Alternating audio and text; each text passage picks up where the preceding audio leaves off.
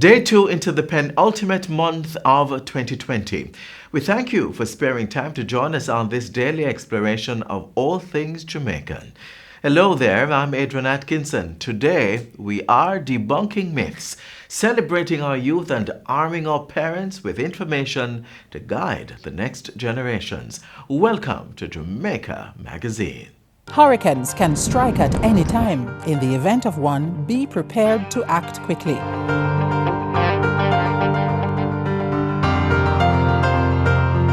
If a hurricane watch or warning has been issued, review your home disaster response plan. Map out likely routes to evacuate if your home is at risk and confirm with relatives or friends you plan to stay with. Also, confirm the location of the nearest shelter. Check your emergency supplies and restock if necessary. Remember, disasters do happen, so be prepared.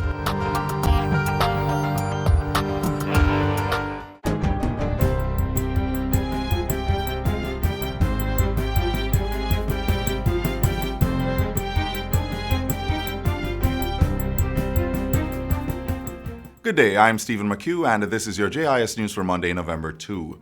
The Ministry of Health has approved 3 private labs to offer testing for COVID-19. They are Caribbean Genetics Carigen, Microlabs Limited, and Technological Solutions Limited. Minister of Health and Wellness Dr. Christopher Tufton made the disclosure during a digital press briefing in St. James. This has been long in the making, a lot of dialogue, but I'm happy to say that we are now at a point where the validation studies have been done, the standards have been established and verified. Dr. Tufton says environmental testing will be conducted by Technological Solutions Limited, which will include testing for COVID-19 on surfaces in public spaces. Carigen, which is based at the University Hospital of the West Indies, will work in tandem with Microlabs, which has facilities across the island. They have been approved to offer the COVID-19 PCR test and return the results to individuals. So you can go to a Microlabs, and they're all over the country. You can get swabbed, samples collected, sent into Carigen, and Carigen will do the test, turn it around, and send back the results. The companies are required to report their testing results to the Ministry of Health to ensure there is accurate tracking of the COVID-19 infection rate in Jamaica. Dr. Tufton says at least 8 private labs are now undergoing training with the Pan American Health Organization and the Health Ministry's Public Health Team to provide antigen testing. In other COVID news, the Health Ministry is now working with Missionaries of the Poor to contain an outbreak of coronavirus infections at one of the facilities run by the charity. 74 positive cases, including 68 residents and 6 staff, have been identified at the Faith Center, which offers care to Jamaicans in need. The positive test results came out of 125 persons sampled, where 46 persons were negative, while 5 are still pending. The ministry says Missionaries of the Poor has been engaged to put strict COVID-19 infection prevention protocols in place to bring the outbreak under control. The range of measures include adhering to a policy of no one in, no one out, restrictions on movement between residents, no visitors, adequate supply of personal protective equipment, and wearing of masks by staff and residents at all times. In addition, current in-house staff will remain in residence for a minimum of 2 weeks, while any staff with symptoms should not attend work. The Health Ministry says testing is also ongoing at other facilities run by Missionaries of the Poor, and the results will be made available to the public. Meanwhile, nursing homes that are non-compliant with COVID-19 protocols have been served with notices under the nuisance regulations and given up to a maximum of 30 days to become compliant. The team will be out in the field to inspect and to visit, if necessary, every day until those facilities are brought into the appropriate protocols. This comes after 203 nursing homes were recently inspected by health officials, leading to the closure of 2. Some 99 nursing homes, or 48.8, were found to be compliant with the COVID-19 protocols. The nursing homes were part of a larger inspection done at 236 facilities, which included 13 infirmaries, 14 children's homes, and 6 rehabilitation institutions. Only 7 of the children's homes and 2 of the rehabilitation institutions were found to be compliant with the COVID-19 protocols. Meanwhile, of 43 prisons and lockups inspected, 12 met the standards, while the other 32 have been given a timeline to become compliant. Education Minister Favour Williams is urging Jamaicans in the diaspora, as well as private and public sectors, to come on board government's One Laptop or Tablet per Child initiative. The program, which has already been providing the technological devices to needy students, was officially launched on Friday. Eliminating that divide begins by the government and the private sector coming together, as we're doing here today, to put a laptop or a tablet in the hands of every Jamaican child, especially those families living near or below the poverty level, whether they are in rural Jamaica or in our urban centers. Government is currently providing devices to an estimated 148,000 students on the Program of Advancement through Health and Education PATH. But, the minister says, an additional 100,000 students who are not on PATH but are considered needy and vulnerable also require laptops or tablets to effectively participate in electronic learning. Persons interested in making monetary donations may do so by going to the Jamaica Stock Exchange website and clicking on the One Laptop or Tablet per Child initiative link.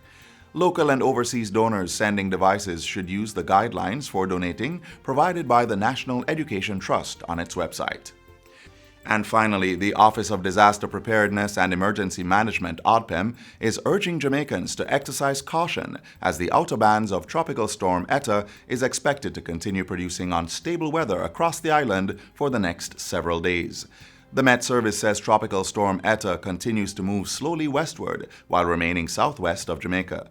In response, ODPEM issued a severe weather condition advisory indicating that the island's level of vulnerability has increased due to the previously damaged infrastructure as well as significant ground saturation. All southern coastal areas and the western parishes are at risk of severe impact. Persons living in low-lying and flood-prone areas are advised to avoid flooded areas, particularly in the parishes of St. Mary, Portland, St. Thomas, Kingston and St. Andrew, St. Catherine, Clarendon and Manchester, which are at risk from flooding and landslides. And that's it for JIS News Today. I'm Stephen McHugh. Thanks for watching.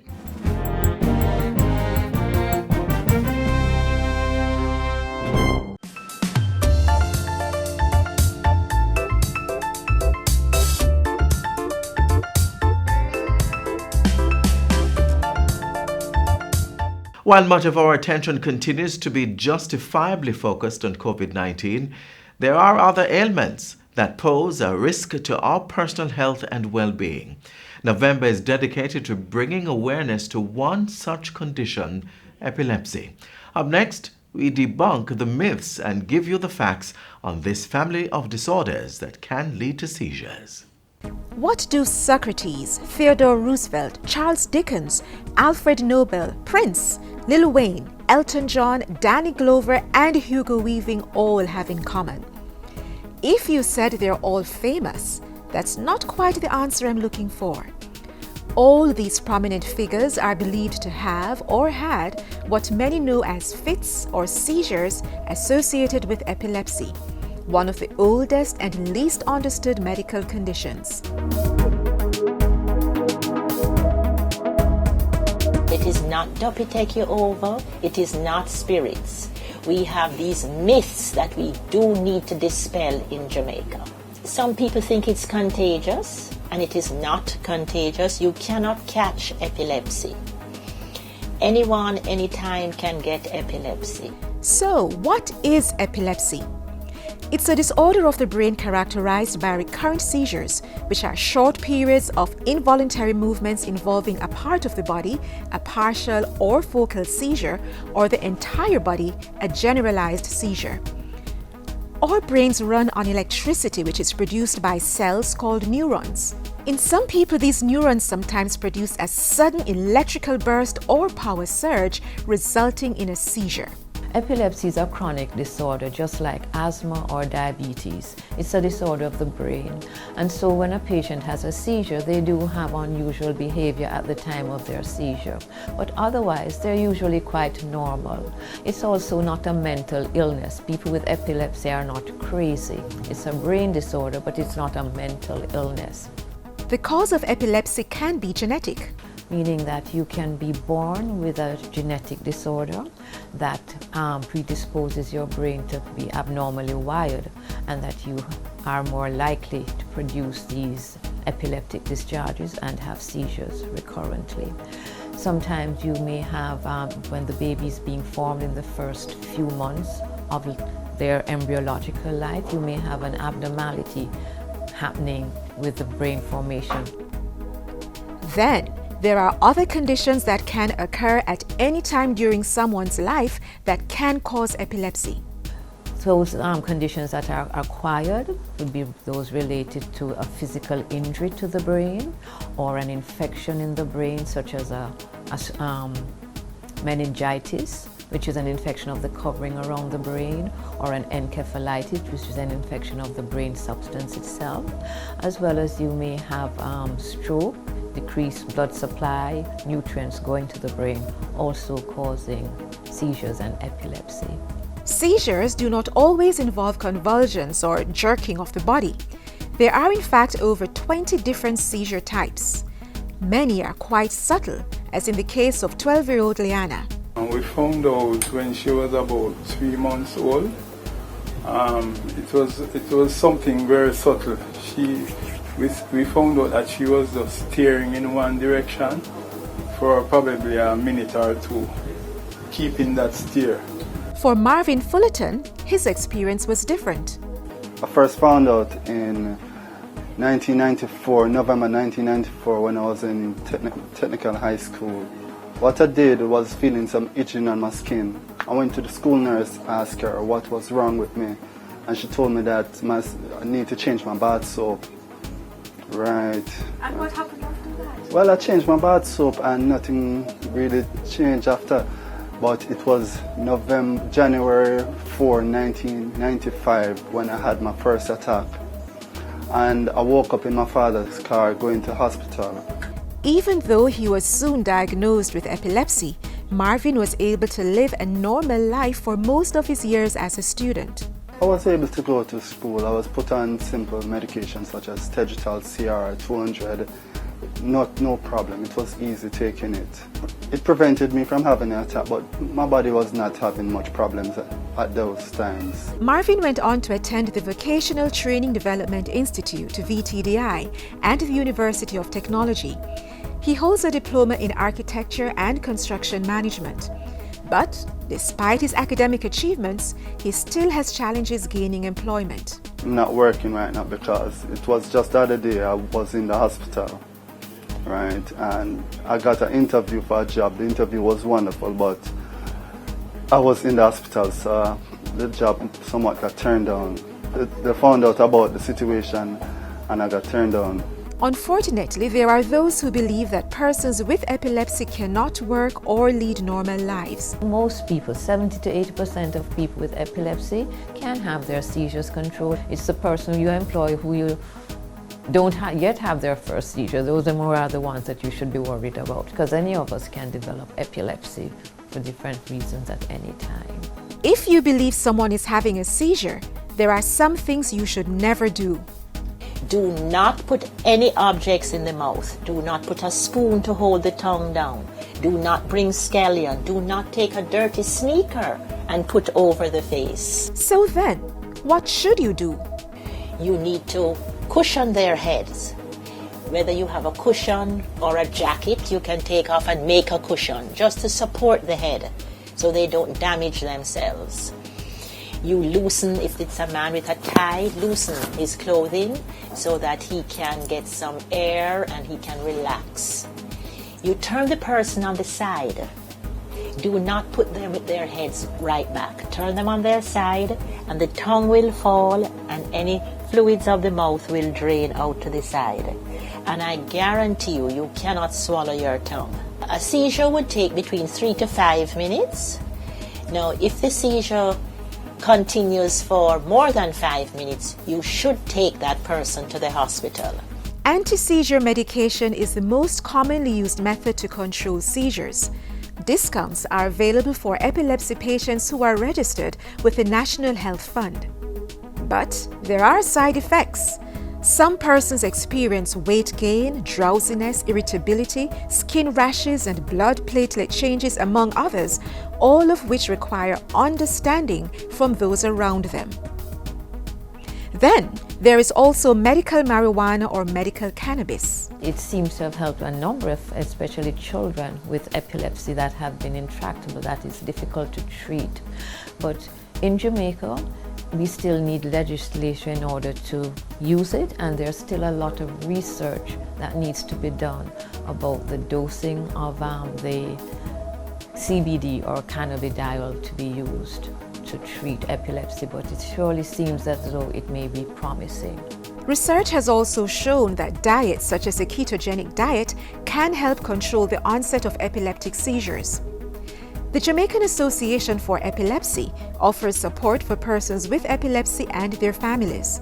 The association also holds regular meetings with members at the Andrews Hospital to share experiences and discuss concerns. They can be contacted at telephone 968-8274 or email jaepilepsy@gmail.com.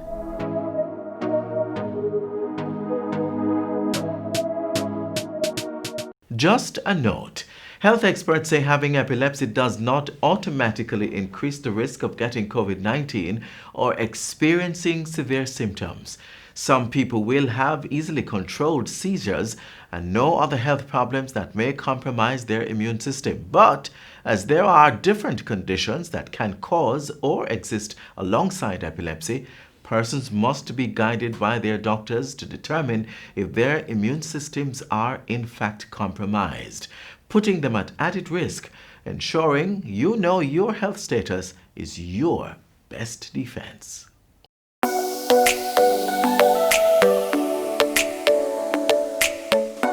To properly carry out a hand rub, apply a palmful of the product in your cupped hand, covering all surfaces. Rub your hands palm to palm. Rub your right palm over the back of your left hand with interlaced fingers and vice versa. Rub your hands palm to palm with fingers interlaced. Rub the back of your fingers to opposing palms with fingers interlocked. Rotationally rub backwards and forwards the clasped fingers of your right hand in your left palm and vice versa. Once your hands are dry, they are now safe.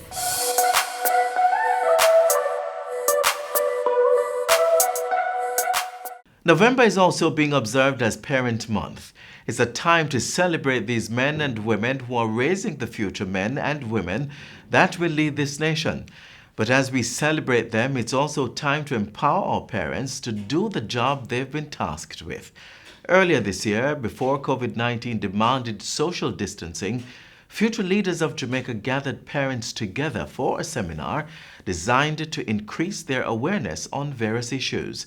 You now get to stay in the comfort of your home and to soak in the knowledge shared then. Take a look.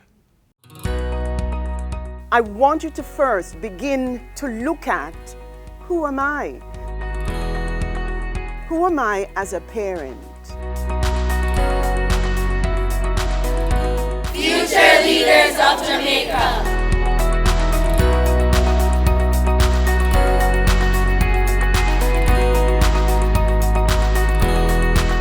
Future Leaders of Jamaica started in 2013, and what we try to do is to level the playing field as it relates to opportunities from an educational standpoint by providing resources to our students from low-income families. Whatever the student need, we invest in that student to ensure that at the end of the day we have a successful product coming out. We actually kicked off our first ever parenting seminar, and we want to make sure that the parents have the tools to be able to help guide them through life. We focus a lot on the parenting to help the parents to be a better you.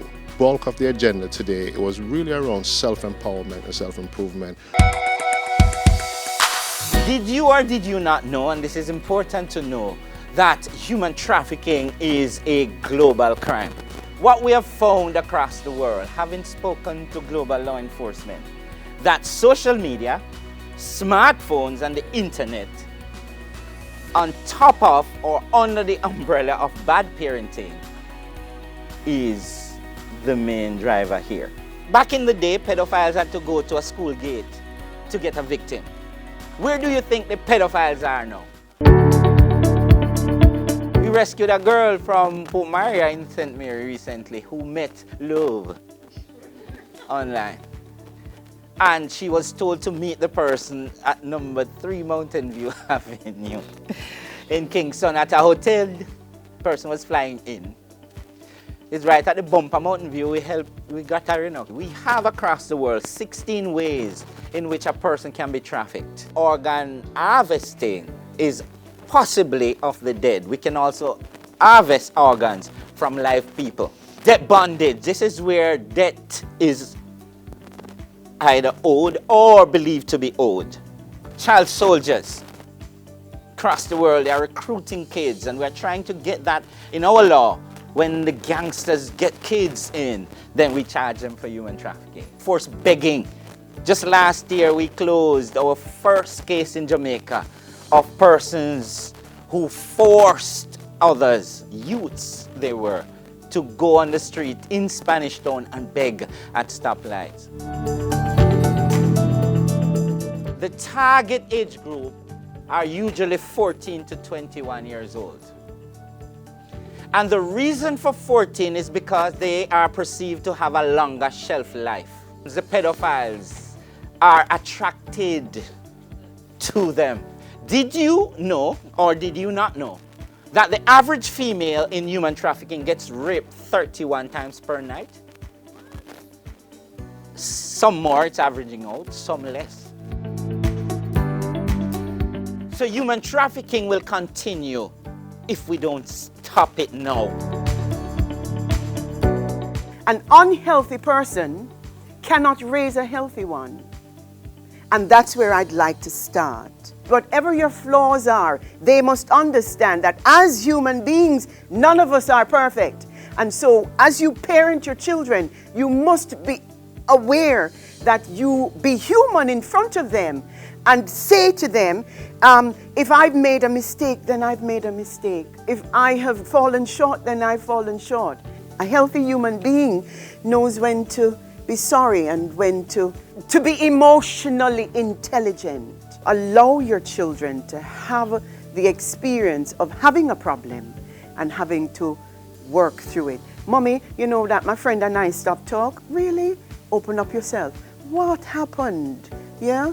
And allow, just sit there and listen. One of the most important things about counseling is not a counselor telling you what to do, is actually you reaching there by yourself.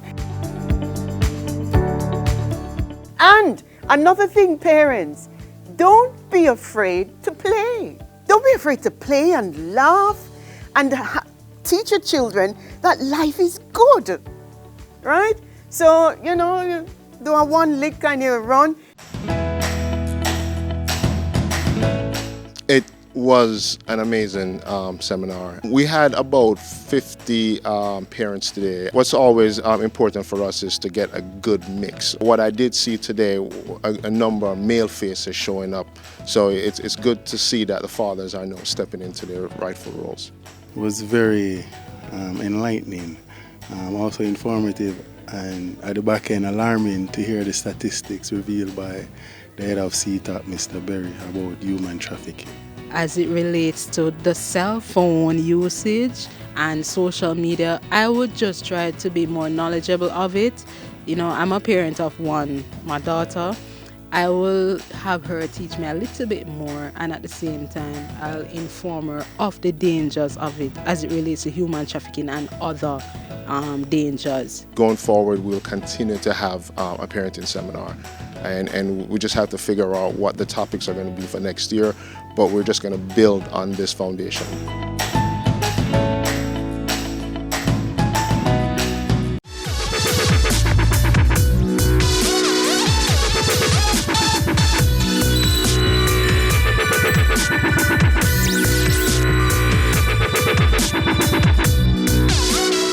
Are you aware of how Jamaican adolescents use social media?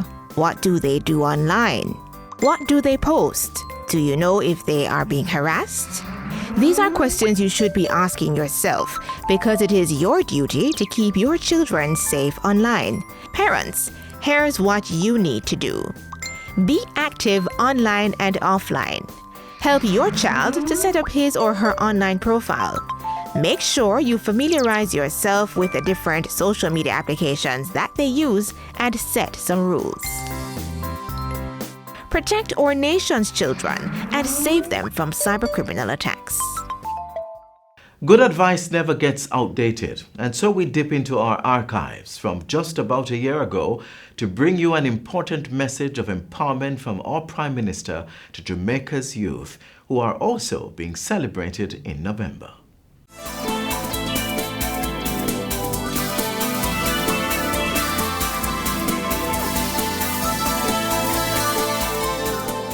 The first step of wanting to get empowerment and be empowered is you must never be satisfied with the way you are. You must always be seeking to improve. So you must always be seeking more, seeking better, because you can always do better. You can always improve. And I believe that sometimes in our society, we don't always encourage people to improve. Even in our household, we tend to say, well, you're just like your daddy, meaning to say you're not going to be better than what your father or parent has achieved. You go on like you're better than people, meaning to say that we must all stay at the lower stage and not seek to improve ourselves. In fact, there is this thing in our culture that makes it appear as if someone is trying to improve themselves, they are doing something bad. That is true, right?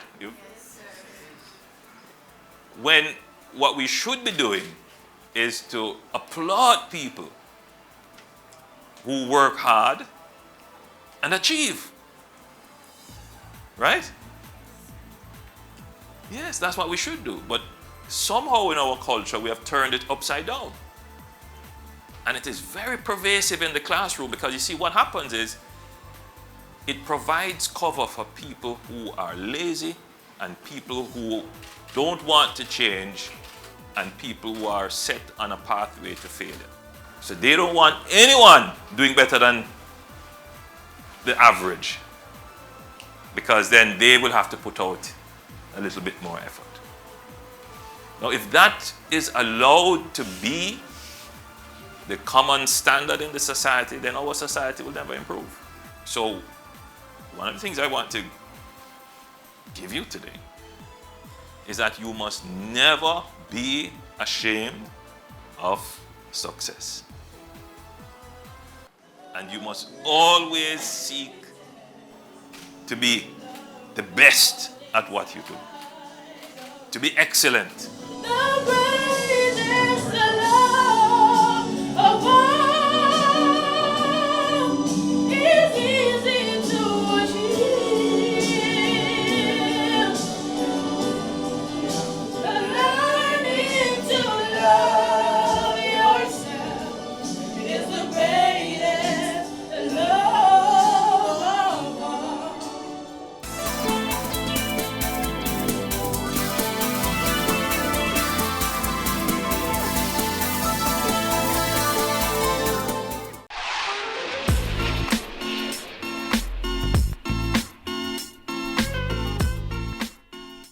That's all the time we have for you today. Thanks so much for your company.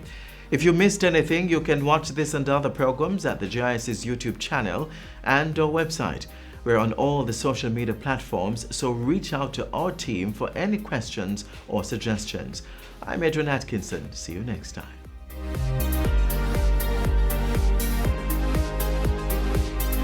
This has been a production of the Jamaica Information Service, the voice of Jamaica.